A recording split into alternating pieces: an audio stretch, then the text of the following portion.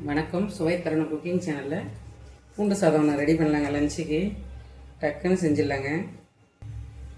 நெய் ஒரு 1/2 ஸ்பூன் போட்டுக்கலாங்க. ஆயில் 2 ஸ்பூன் சேர்த்துக்கலாங்க.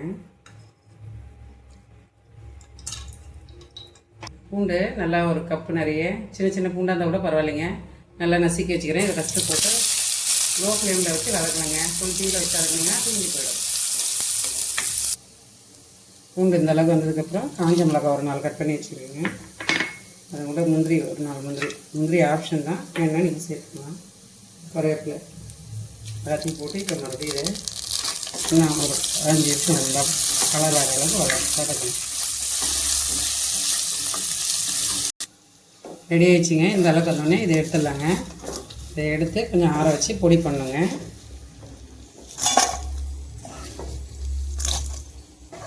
எண்ணெயிலேங்க ஒரு வெங்காயம் பொடியை நீட்டாக கட் பண்ணி வச்சுக்கிறேங்க. அதை சேர்த்துக்கலாம்.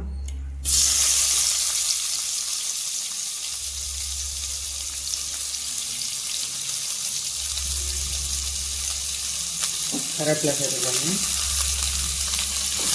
இது நல்லா ஒரு 2 நிமிஷம் வதக்குங்க. ஒரு பெரிய தக்காளி கட் பண்ணி வச்சுக்கிறேங்க. அதை சேர்த்துக்கலாம்.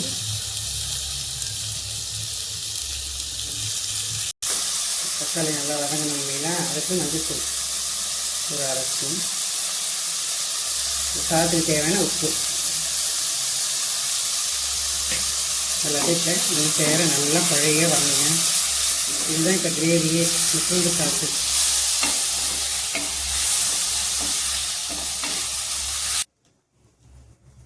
இந்த மிக்சியில் சேர்த்து பொடி பண்ணிக்கலாங்க. இந்த பவுட்ரு இருந்துச்சுன்னா எப்போ வேணாலும் நம்ம சாதம் வடித்து கிளறிக்கலாங்க. ஆனால் பூண்டு நல்லா வறுக்கணும். அதான் எவ்வளோக்கு எவ்வளோ பூண்டு சேர்க்குறோமோ அவ்வளோ டேஸ்ட் இருக்குங்க. பூண்டு பொடி ரெடி ஆகிடுச்சிங்க. இது எண்ணெயில் வதக்கிறதால இப்படி தான் இருக்கும். இதை ரெடி பண்ணி ஃப்ரிட்ஜில் வச்சிங்கன்னா எப்போ வேணாலும் சாதம் வடித்து நம்ம கிளறிக்கலாங்க.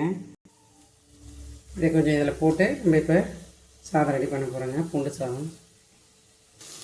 கொத்தமல்லி எவ்வளோக்கு எவ்வளோ கொத்தமல்லி போடுறோமோ அவ்வளோ டேஸ்ட்டுங்க.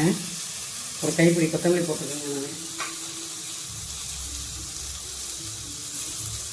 இது எல்லாத்தையும் நல்லா ஒன்று சேர ஒரு நிமிஷம் வதக்கி விட்டுக்கலாங்க. ஒரு பெரிய கப்பு சாதம் கொஞ்சம் ஆற வச்சு எடுத்து வச்சுருக்கேங்க. இப்போ இதில் சேர்த்துக்கலாங்க.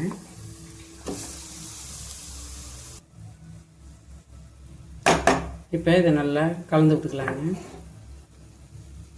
பூண்டு சாதம் ரெடி ஆகிடுச்சிங்க. லஞ்சு கட்டிடுங்க. செஞ்சு சாப்பிட்டு பார்த்துட்டு எப்படி இது சொல்லுங்கள் கமெண்டில்.